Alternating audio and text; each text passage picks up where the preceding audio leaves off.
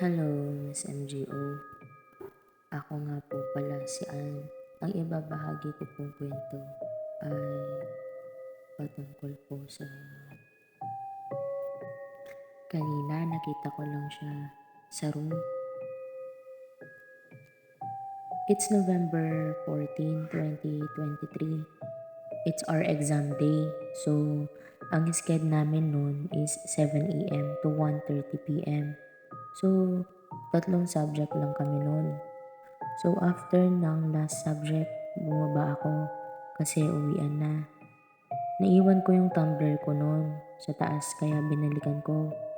So, pagbalik ko, nakita ko si Jade, one of my friends na may inaayos sa cabinet. Ewan ko ba kung ano inaayos niya noon o may kinukuha siya.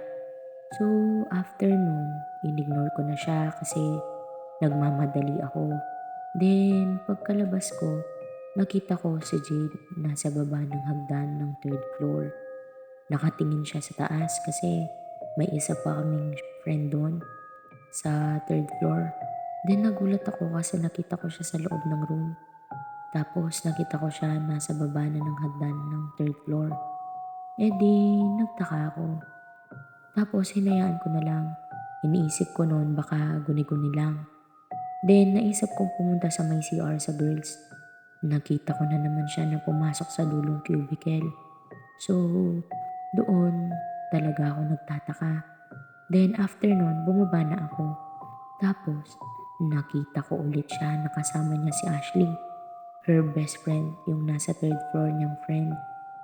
Then, nagulat ako kasi kanina lang, nasa 3rd floor siya. Pumasok pa siya sa CR tapos nasa baba agad siya. Doon na ako nagtanong sa kanya, "Uy Jade, kakababa mo lang ba?" "Hindi kanina pa kami dito ni Ash. Naghihintay nga kami na buksan yung gate ni ating guard. Napakatagal." "Hindi ka ba umakyat?" "Hindi, kanina pa kami dito eh." Kanina nakita kita sa room na may kinukuha ka sa cabinet. Tapos nakita kita kanina sa may baba ng hagdan ng 3rd floor. Tapos nakita kita kanina na pumupunta sa CR. Pumapasok ka pa nga sa dulong cubicle. Ngayon lang."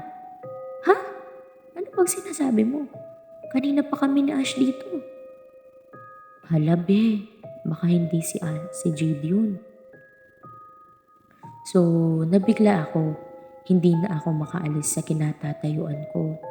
Tapos, napapasabi na lang ako ng sino yun. Thank you for listening. Don't forget to like, share, comment, and subscribe our YouTube channel and visit our FB page.